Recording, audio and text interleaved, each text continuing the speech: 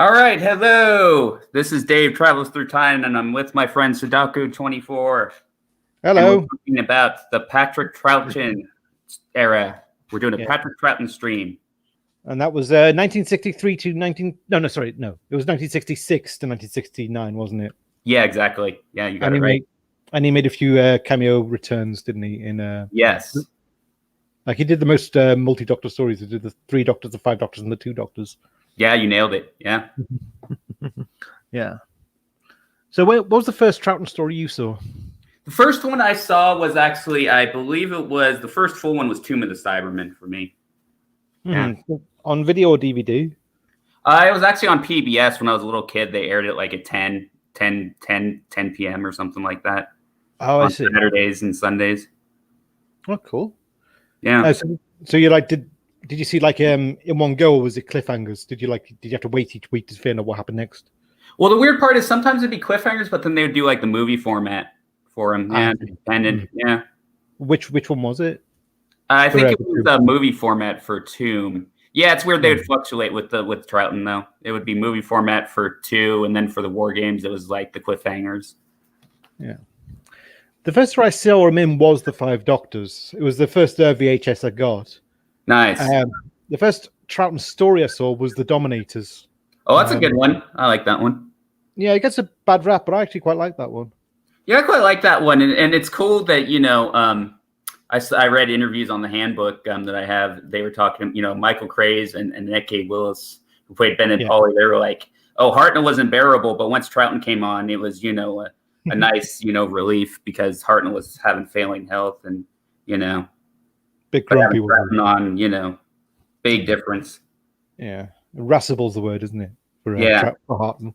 Yeah, but Troughton was all mischief, wasn't he?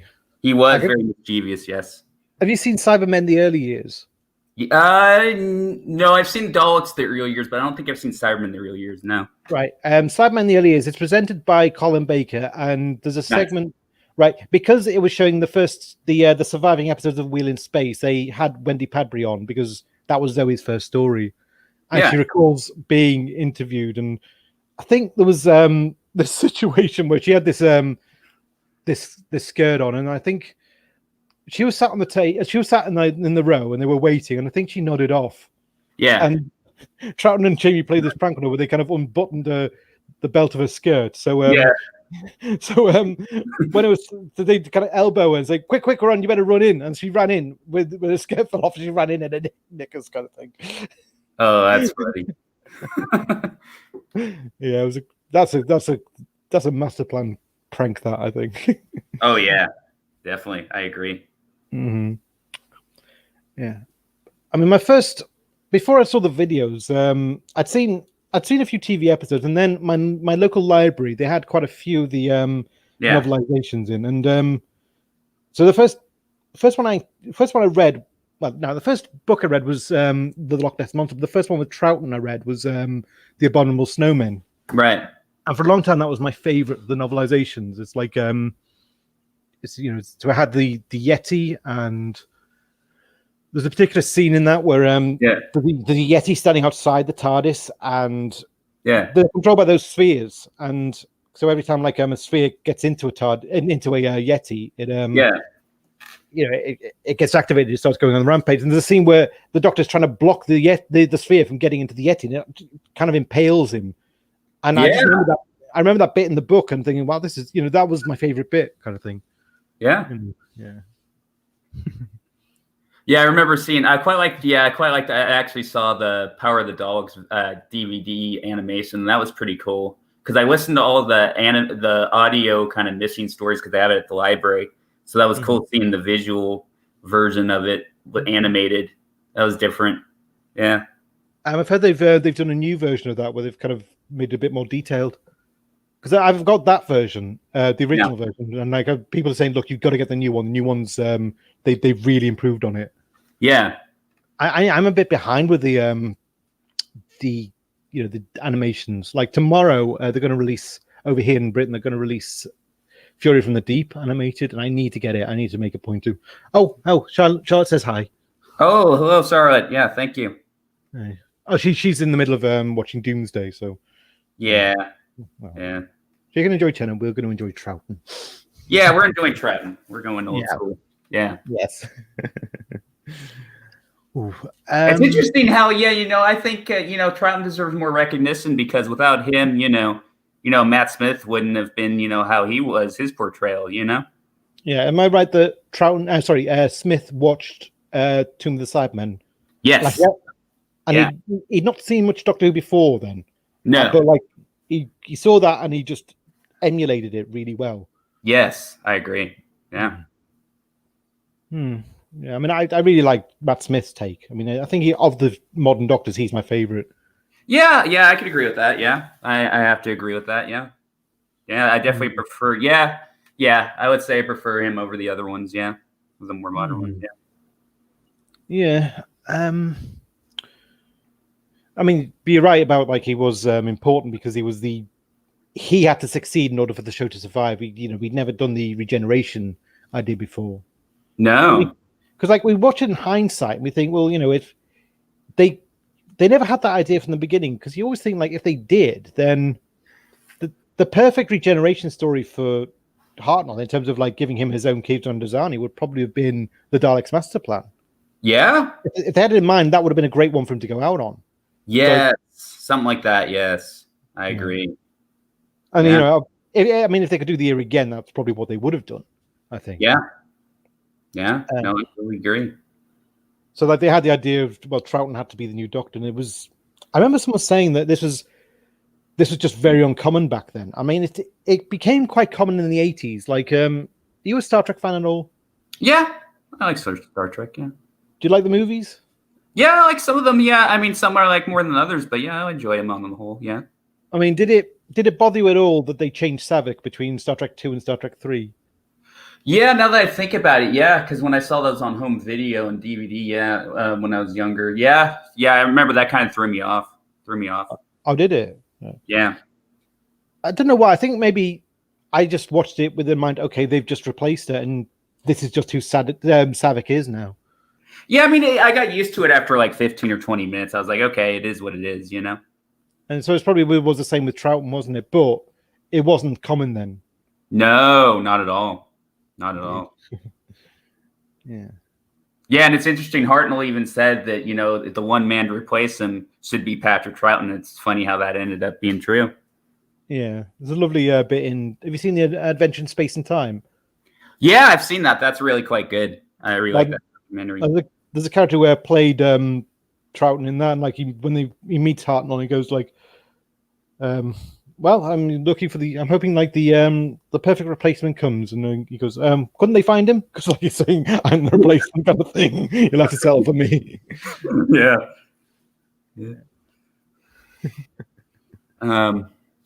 Yeah, and I love his companions too. His companions that he has, Troughton.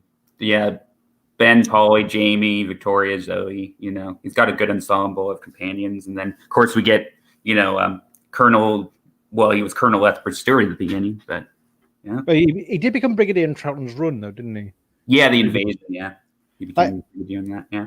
Correct me if I'm wrong, but Jamie was he was in the classic series. He was the longest running companion, wasn't he? Because he was like he was with Troughton nearly from beginning to end. Yeah, exactly. And well, he's probably been beaten since by Clara, hasn't he? Like she never went away, did she? Yeah. Yeah, I mean he was a good companion and good rapport, and you feel like you could almost have locked those two in a cupboard together and just done an entire episode of that, and it would still be entertaining. Yeah. It would be, yeah. Yeah, it would be nice though. I just feel like Troughton doesn't really give the recognition he deserves. I feel like. Well, I mean, here's the problem is a lot of his stuff's missing, so it's hard to get the full appreciation of his era. Yeah, like, that's true.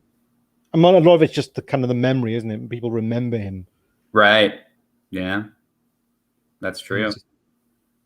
I mean, like I know someone who was quite young, and he for him, Troughton's his favorite era is just the magic of that era still lives on. The magic of the teams the team of Troughton and Jamie, and I think he has a preference for Victoria, but Zoe worked with him as well. Yeah. Did you feel like with Jamie and Victoria there was a will they won't they tension kind of thing? Yeah, I could feel that. Yeah, There's kind of I mean, it's something that the book, some of the novelizations made a point of. Like John Peel's Evil of the Daleks kind of made a point of it.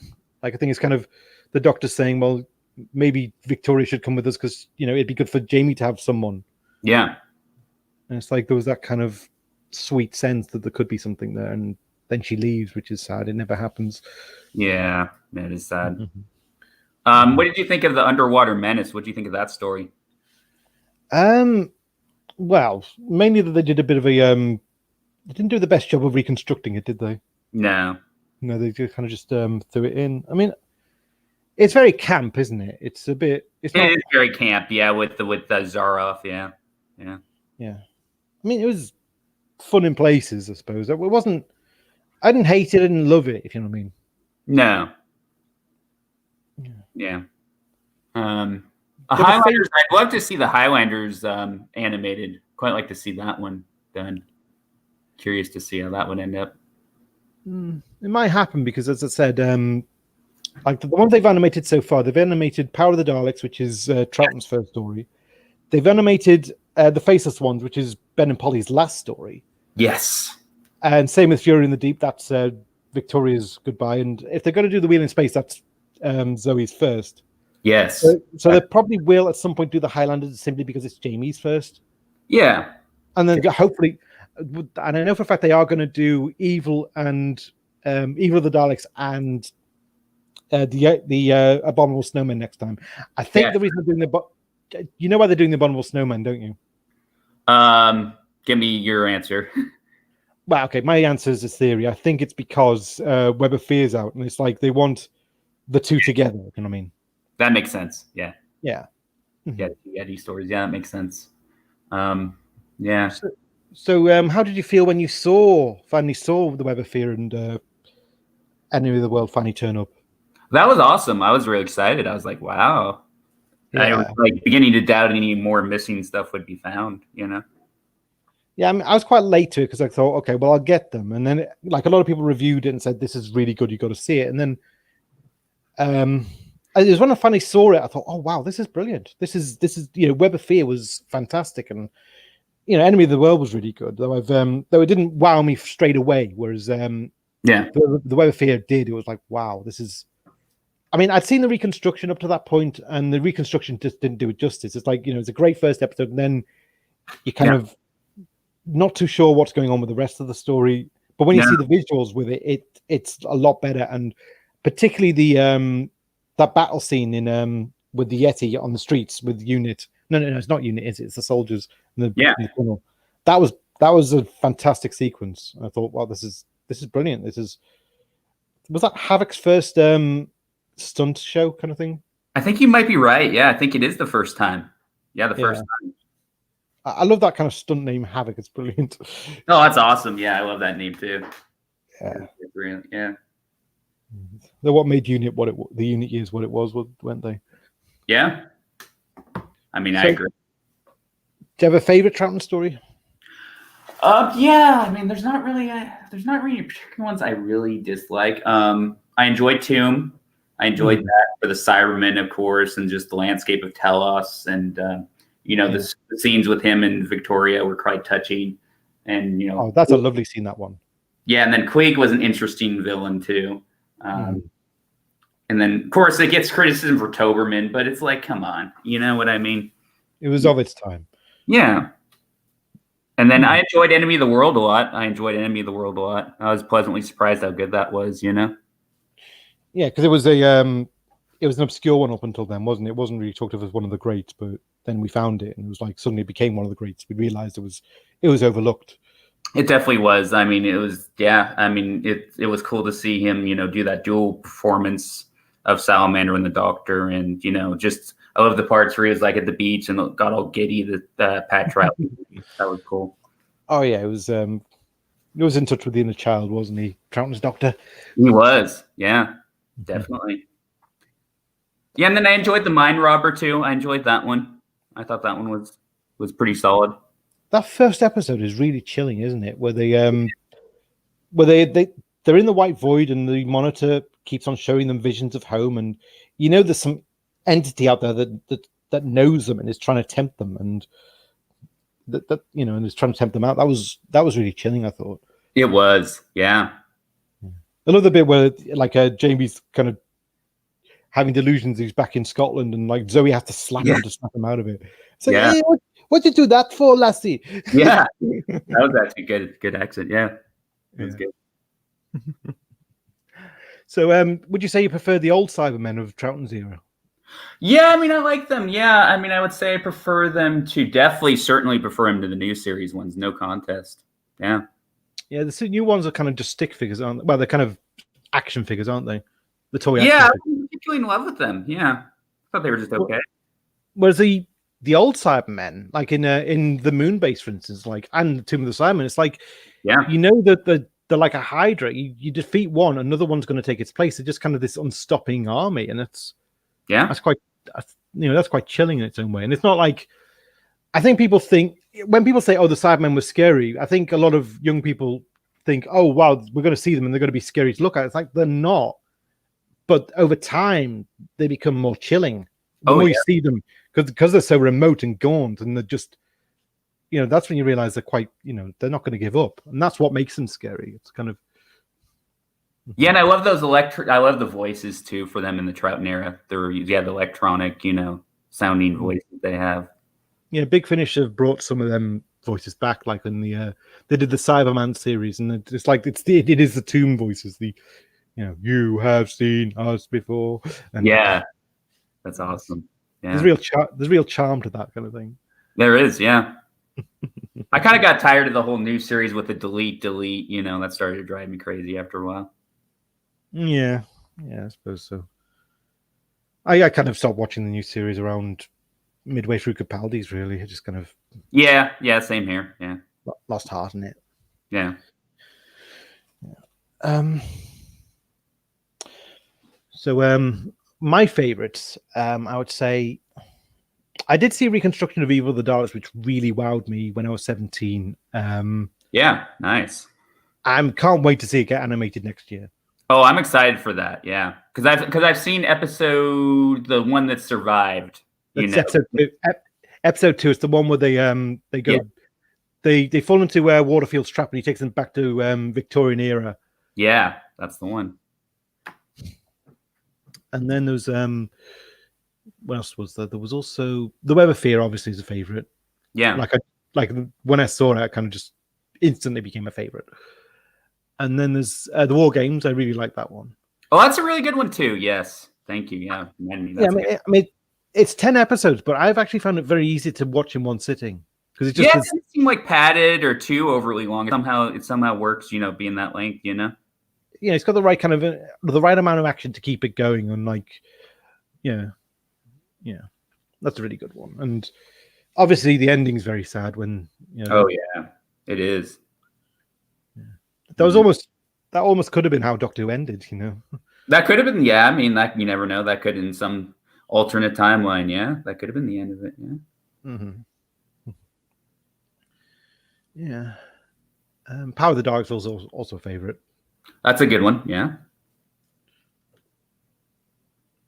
Oh, I'm not sure, but I think we might be able to get a third guest in. Oh, good. Someone I sent out the stream link. I'm going to see if I get a reply. Yeah, let's see what happens. Oh, he said no. Oh, typical. No, just kidding. I'm just kidding. It's all right. Maybe another time. Yeah, another time. All right. It's all good. Okay. So it's just the two of us then. Yeah, that's all right. We'll keep it going. Yeah. So what about the what do you think was the secret to Troughton's success? Like to his Doctor? I think it was, I think just his personality and, and just his, and the fact that he, I like the fact that he doesn't use, unfortunately, like the later Doctor, he doesn't use, weapons, and he just thinks through his mind, and he's kind of a little bit manipulative, with, later, McCoy would kind of have that side to him as well. that I've found interesting, like in the Evil of the Dogs as an example. Yeah, I mean, it's he can be very ruthless when he needs to be, can't he? He can be very good schemer. Like, Yes. you underestimate him at your own peril. And yeah, and then he was I like how he was the first Doctor to really do disguises as well. Oh yes, he would always. That was in his first story, wasn't it? Like, the first thing he did was impersonate the inspector. Yes. From Earth, who, yeah, like I said, Power of the Daleks is a big favorite of mine, and you're right. It was that he was very winning. Like he kind of, he was very good at getting the cast on his side, and he was very good at getting the audience to root for him. Yeah, I agree. He had a charm, a twinkle. You know what twinkle, I mean? Yeah, I agree. Yeah, and of course, most Doctors have to say he was their favorite, don't they? Like Colin has said that he was that Troughton was his favorite. Yeah, I remember hearing him saying that. Yeah, it was on the Colin Baker years. It was the one where they were talking about they were showing clips of his ear, and they showed the two Doctors, and Colin was actually saying, "Look, it's probably not good form to, be personal about whose Doctor was your favorite, but he was my Doctor." And he shows the bit where they meet, like they finally meet in the two Doctors. Like they spent 2 episodes. Like two 45-minute episodes, not meeting, and then finally at the end he finds him in that chair, and he's tied to it, and they look at each other, and it's like this is that moment, and they go snap at each other.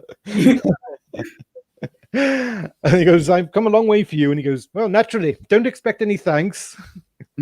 Yeah, I remember that. That was awesome. Yeah, I remember. Yeah, there was an interview. Yeah, I think it was like in 2009. Yeah, where he did say that he loved Troughton. Yeah. Yeah, and I can see a little bit of Troughton in some of Colin's stories. Like there's a bit in Revelation of the Daleks where there's where he has that confrontation with Davros. You can see a little bit of Troughton in there, a little bit of the scheme, a little bit of the plays the fool, but is secretly planning. And it's like I think they really had something there, and it's like if you know what I mean. Yeah, I think that's the problem. Yeah, they always say, "Oh, Colin's like Hartnell," but there's a little bit of Troughton there as well. Yeah. Well, I mean, I think the idea was to make him Hartnell-esque at first, right? Like there was a Hartnell.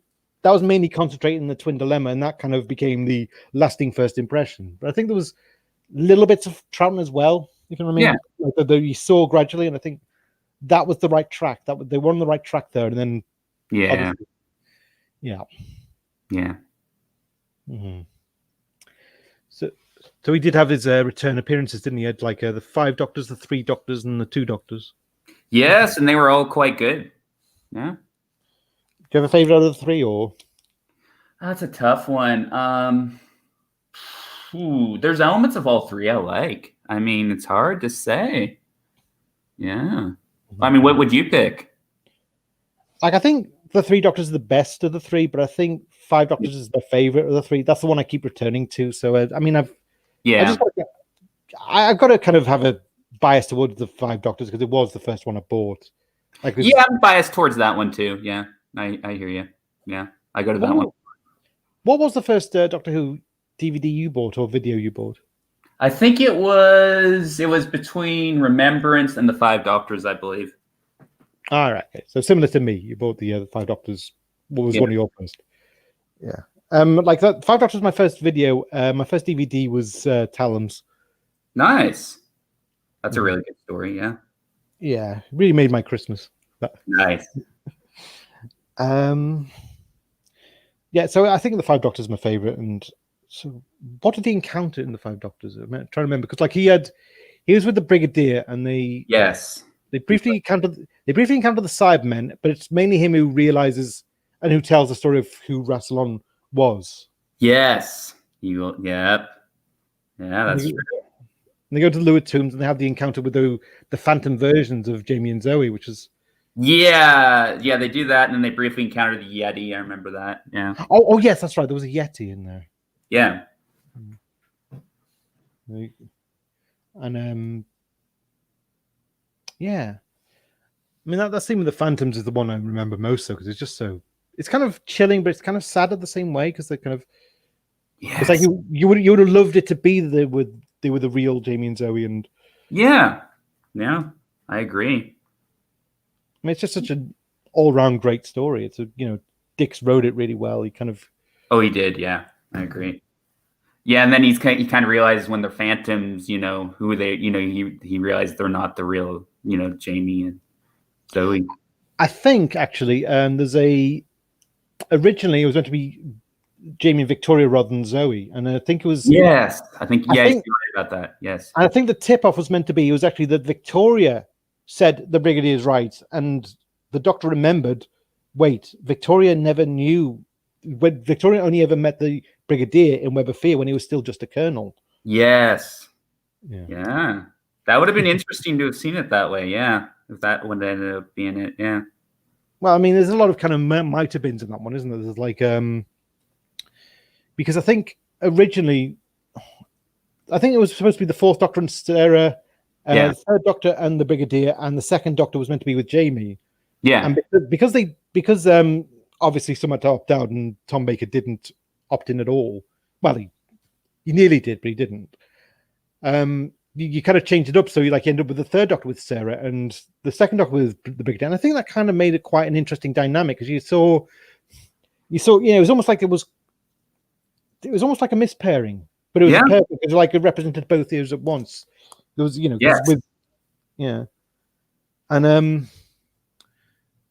I mean, are there any things you would have done differently with the Five Doctors, or you wish had been done differently with the Five Doctors? It would have been cool to have seen even though understandably, Tom didn't want to, be in it. It would have been cool to have seen him, interact with Troughton or, Oh, that would have been great. That. Yeah.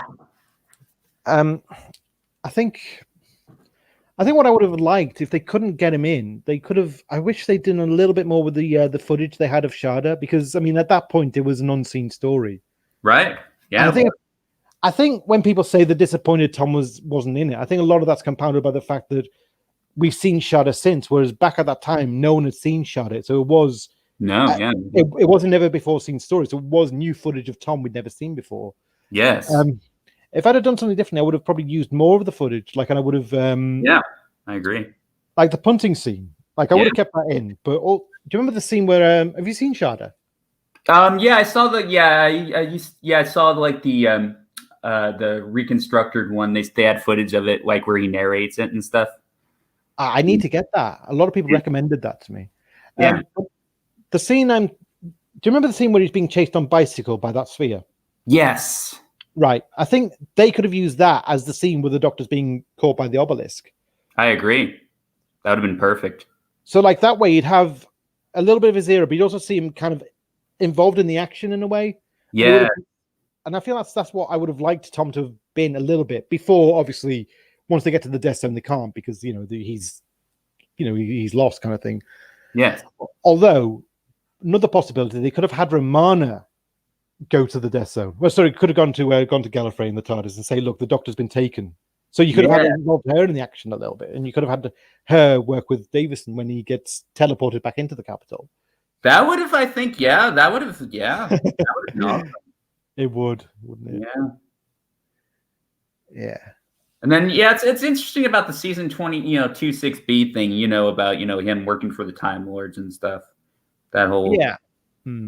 It stems from two things, and it stems from there was the fact that in the Five Doctors he knew the outcome of the trial where Jamie and Zoe were returned to the hometowns with their memories erased. Yeah, and also the fact that in the Two Doctors he's working for the Time Lords, even though he hasn't been caught by the Time Lords yet, and working for the Time Lords is the kind of thing that the Doctors after him did. Yeah. I mean, the theory might be that along the lines of the Time Lords had intervened and they'd briefly given Troughton these missions. The Time Lords of the future had intervened and had given him these missions. They'd given him this updated TARDIS, and then presumably at the end of that, they would, uninstall all of those updates, erase his memories, and he thinks he's still on the run from Time Lords. Yes, that could work. I quite like that idea. Yeah. Yeah. So what was your opinion on the Two Doctors? Because that's the controversial one. It might not be my favorite of the three, but I still liked it. Yeah, it's a bit of a nasty streak to it, though, doesn't it? Yeah, with the Androgums and Shock Eye, yeah. It's kind of typical. It's kind of typical of that era, isn't it? Really. Yeah. They're kind of pushing. They're pushing to see how tasteless they could be a lot of the time. Yeah. Then of course there's the oh gosh, Shock Guy. He was something else, wasn't he? Oh, he was indeed. Yeah. Yeah. Well, he got his just desserts in the end, though. Yes, he did. Yes, he did. When Nell was doing his kind of live stream watch-alongs, like there was a point where it looked like we were going to do the two doctors, and they said like we need a hashtag for this, and I just put in hashtag just desserts. Yeah, that's awesome.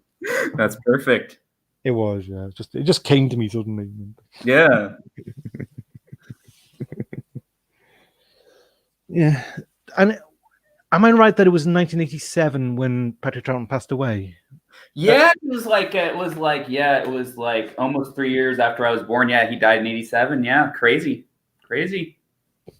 I went to a convention in 2009 where Wendy Padbury was, and she said she was never that interested in conventions until Patrick Troughton went to his first one. Yeah. And he came back all excited, and he said, Wendy, you must come. These are terrific fun. He was just won over instantly to the experience of doing them. And I think that's kind of, that became his life, really. Kind of, he loved doing it because it allowed him to do those kind of double acts and keep he kept the thing with John Pertwee. Like there was a real tension at first, and then it kind of became a playful banter. Yeah. And they enjoyed carrying that on stage. Yeah. And that's why when in the there's a particular part of a review on the Five Doctors where it says that the Troughton and Pertwee slip so perfectly back into the roles that you half expect when they're about to say goodbye, you half expect Troughton to turn to Pertwee and go, oh, and another thing, and then just start kind of picking another thing. Yeah. That was really good. Yeah, it's I mean, he's amazing. Did he say? Was there a particular reason he left when he did in '69? Yeah, that's what I'm trying to remember. And that's because it didn't really go into too much detail with the handbook, the one that I have. It didn't really go into too much. Just that I guess he only wanted to do 3 years and move on. Mm-hmm. Because there's a bit in the Three Doctors where he is kind of he commands the screen really well, and it almost feels like he's never been gone. Yeah, and like he would have fit that unit era perfectly. Yes, I agree. He works in color as well, and oh yeah, I agree. Like, have you seen him in other stuff? I saw him in bits and pieces of I saw him in bits of things before, like they have on YouTube, like clips of him where he was in Robin Hood, and then he was in I think he was in one of the Sinbad movies, I believe. Who did he play in Robin Hood? What's his name? I think wasn't Robin Hood himself. Oh, no. darn. I would think he'd make a perfect Friar Tuck, wouldn't he? Yeah, I totally agree. I'm going to look it up, actually. Yeah.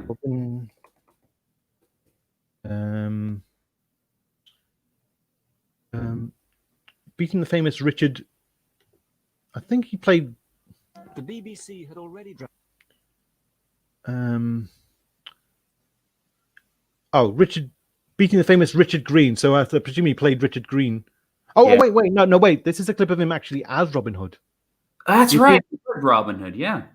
Yes. Yeah. I mean, the one I remember from most was actually The Omen, of course, because he had that infamous... Oh, yes. I remember. Yes. That was an awesome role. Yes. Yeah. I mean, The Omen is one of my favorite films, that one. That's a classic, yeah. Mm-hmm. It's an intense scene, too, where he meets his end, too, in that. Yeah, he knows there's no escaping it, but he still kind of fights. And yes. The elements are just against him kind of thing. And yeah. Did you, I suppose we could change the subject a little bit to the Omen films. Have you seen them all or just the one? I think I've just seen the one so far. Yeah. All right. I've seen the 3. I thought the Omen 2 was actually really good. Omen 3 was kind of it wasn't what I was expecting. Like, yeah, like in the first Omen, like he's saying, you're told this child is going to cause untold wars. He's going to it's going to be near the end of the world. And in Omen 3, you never see that happen. It's a bit of a disappointment in that regard. Oh, that is disappointing. Yeah, but Sam Neill actually plays adult Damien, and he was actually really good in that. Nice. And, yeah, he kind of plays it really well. And like he was quite young then, wasn't he? Must have been, yeah. Yeah. Yeah. So, do you own any of the novelizations of Troughton's era? I have the Web of Fear. I believe I have the Web of Fear. And then I used to have the Invasion. I don't know where it is, but I had that, which was written by Harry Sullivan, Ian Marter. Ian Marter, yeah. It's I believe he pushed the envelope with this one a bit, because like he was always going for like the more adult content of some of the Cybermen battles. They are quite gruesome and like because of the military type, some of the language does get a bit more salty than you'd have expected from the era itself. Yeah, it's like, yeah. I've got the Invasion. I've got the Abominable Snowmen. Can I trade you that for the Web of Fear? Because I've never read that one. I mean, yeah. I briefly remember reading a bit of the War Games novelization. Apparently, that one was trimmed. The novelization. Yes, actually, I read that one at one point, and yeah, it was very trimmed. Yeah, it's very small too. It's not a very long book. I think it's only like 139, 140 pages. Yeah, I think like the Sontaran Experiment got as many pages, and that's a 2-parter. Yeah, exactly. That was really cut down. Yeah, I mean everything. Yeah, I have to admit, I prefer the televised to the novelization from what I remember, anyway. Yeah, I know what you mean. It's kind of there's more to the TV version, and obviously there's the nuances of Troughton's performance that a novel can only translate so much. Yes, exactly. Mm-hmm. Yes. I mean, Troughton's era gets a lot of callbacks, doesn't it? Yeah. Oh, Alex, there's nobody watching right now because everybody's watching the Buffy stream and then the watch along. Oh, I see. Yeah. Where's Alex? Sorry? You said Alex. Oh, I was just saying nobody's watching our stream. There's nobody watching right now. Oh, we got 0 viewers. Yes. You said Alex. Yes. First time that's been in a long time. Wow. 0. Ouch. That's a shame. That is a shame. Oh, well. Yeah. Well, Neil, Mr. Hyde said he would watch it after, so that's somebody we'll get. Fair enough. Yeah. Yes. Should have invited more people, really, shouldn't we? I know. Then we would, yeah. Well, I could try. I don't know who's on Facebook right now. They're probably well watching the Buffy, but I could say, hey, in the middle, if you could just briefly say hello and maybe watch a minute or something. Do you watch Buffy much? Yeah, I've watched a few. Yeah, what do you think of Buffy? Do you enjoy it? I really like the first 2 seasons. Like, I think the first 2 seasons are really strong. Yeah. Third season went a little bit like it's had such a really kind of down. It started on a downer, didn't it? Because it was the aftermath of Becoming, where Buffy had left town, and yeah, it felt like it was a bit of a like the fun didn't quite start again for a while. Mm-hmm. So that felt a bit strange. And then it's changed again when they moved to college, and I think some of the episodes there were a bit like Beer Bad was pretty bad. Yeah. And then wasn't so keen on it when they introduced Dawn. Yeah. Yeah, it's good, but then there's mixed things too, in between. Yeah, I also went a bit off it when it kind of became a Buffy Spike shipper fiction. Yeah. Yeah, that's true. I remember like kind of losing interest then, and then years later, someone actually had Series 7, and they showed me bits of it, and I thought, oh wow, looks like they've really kind of upped their game for this final season. And I ended up watching that, and I thought, wow, this is actually they ended it on top, I feel. Yeah. Yeah. Like, do you feel like there's a bit of a Doctor Who influence in Buffy sometimes? Like, Yeah, I see that with the newer series. Yeah, the new series. Yeah. like you can see, like there was the Master, the vampire villain, and there was a little bit of Yeah, I can like see Spike and a little bit of the Master. Yeah, I can see that. and a little bit of obviously Giles was a bit of the almost quite doctorish, wasn't he? Yes, I definitely agree with that. Yes. Yeah. I mean, if you watch like Pyramids of Mars and Buffy around, back to back, Buffy episode back to back, it almost feels like you could almost be watching the same kind of show. That's true. Yeah. With the big bads and that kind of thing, and Yeah. Evil from the Dawn of Time, things like that. Yes. Oh, Curse of Fenric, that's another one, and Yes. State of Decay. Do you think we're going to do State of Decay at some point as a watch along?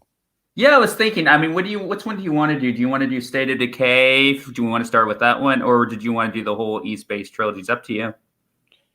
Well, State of Decay is my favorite of the East-based trilogy, so it's probably the one I'd probably most enjoy commenting on. I think a good one to start on probably would be Remembrance of the Daleks. Okay. Yeah. We could do that. We could do. I really enjoyed watching the Demons last night with Noel. Yeah. Noel stream. That was a really good one. I think we could do that as well. There we go. Yeah, that's a good idea. Yeah. Yes. Yeah. I think we've covered everything, haven't we? Or have we?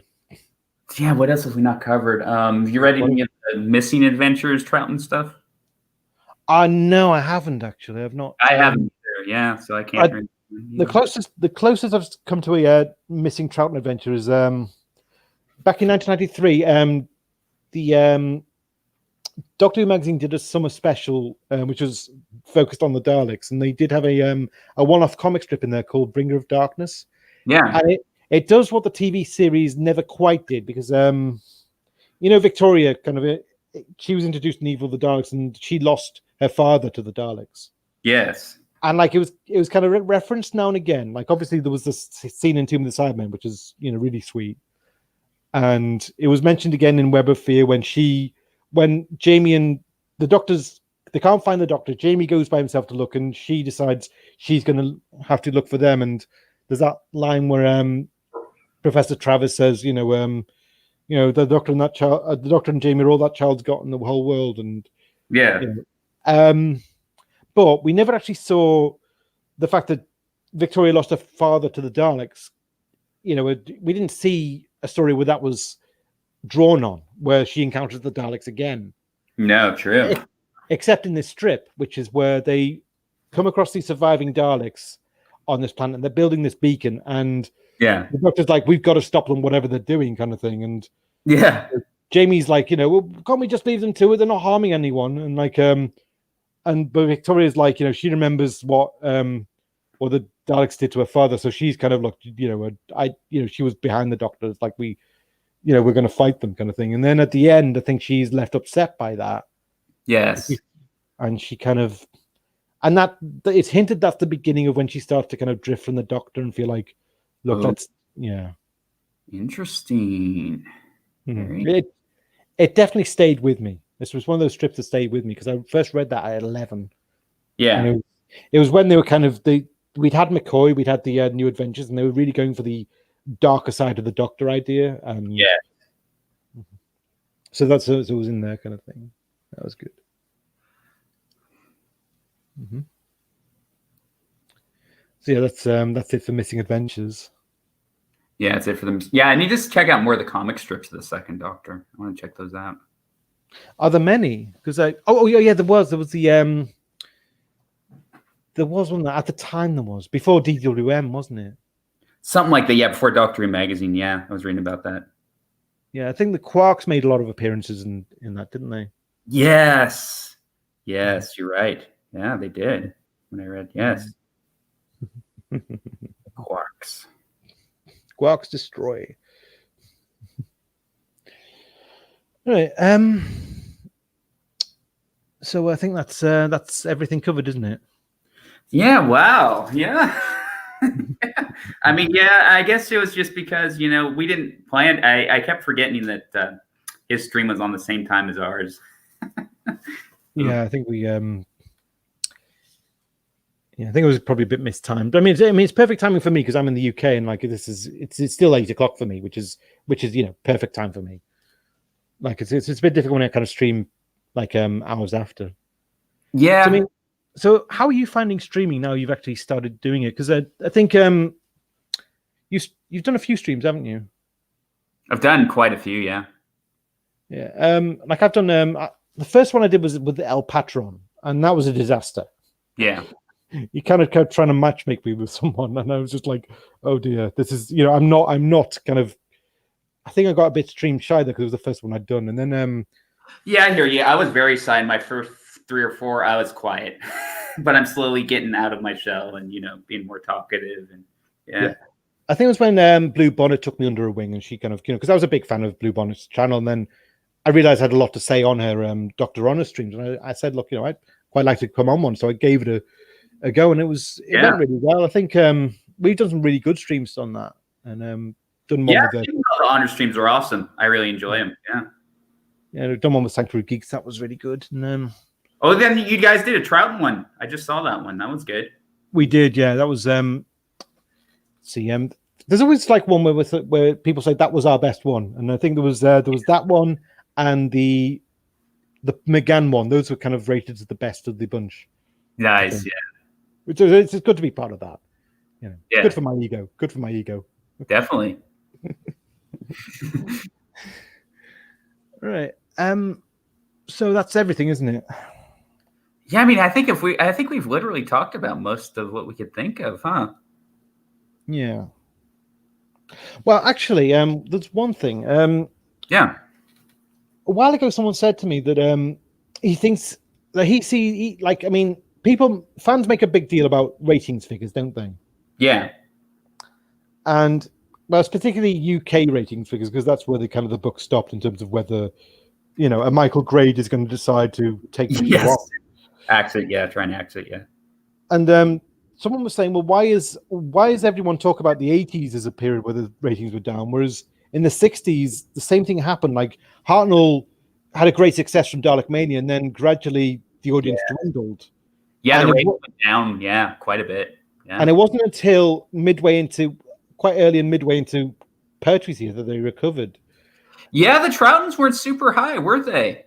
No, I mean, what do you think that was about? Do you think it was just what's your theory? Do you have a theory or not? I mean, maybe I don't know. Like, maybe I don't see why they wouldn't be interested. I don't know if it was just the Dalek Mania, like you said, maybe it was dwindling and people were just not watching it as much. But yeah, I can't really pinpoint why. But somehow, once John Pertwee came in color and unit, that's when things picked up again with the ratings. Because I'm on two minds of this. I think there were two reasons. I think one was that obviously with Hartnell gone, some were never going to really accept any replacement. Yeah, that could be a very good reason, actually. Yeah. And another, I think part of it was because Hartnell's era did get quite dark in the Daleks Master Plan. Yes, it did in that one. Yes, it did. I mean, there's not much of it that survived, but the scene where Katerina sacrifices herself, I remember watching that at 11. And I was yes. I remember being upset for the whole day after that. I was really, really quite an upsetting scene, and I think what happened was perhaps a lot of parents became concerned that it was getting too violent, and they decided they weren't going to have it on in the house anymore. Yeah, and I think that was partly it. And I think it took a while for them to come round. And But it came round slightly when they brought the Daleks back in Pertwee's era and when they brought Troughton back and Hartnell. I think that was where a lot of people who'd missed Troughton suddenly kind of came back onto the show, and that's where the ratings boost happened. And yes, you're right. It's like, because they say that like Pertwee was the one classic Doctor for whom his era ended on a healthier note than it started, kind of thing. Yes, that's true. That is so true. Yeah. Yeah. All right.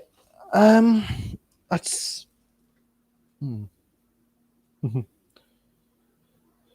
Well, should we call it a wrap then? Yeah, I mean, I guess we've pretty much talked about everything we needed to talk about this Patrick Troughton, the Second Doctor. So what should we talk about next week? Yeah, good question. Do we want to do like a review next time? Change it up? A review? We could do anything in particular to review. Do you have a mention? State of Decay. I guess we could do that one if you would like. Okay. All right, we could do a watch along of State of Decay then. And maybe we could do it in halves. Like we do part 1 and 2 next week, and then the week after 2, 3, and 4.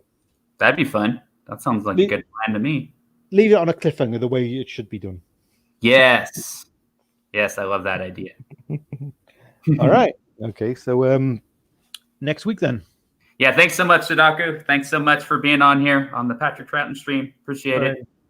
Take care, everybody. Take care. Please check out Sadako and our Auton Factory forums. Yeah. And check out, the rest of my channel. We'll do live streams like this. And take care. Peace. Bye for now. Bye, everyone. Bye. Bye.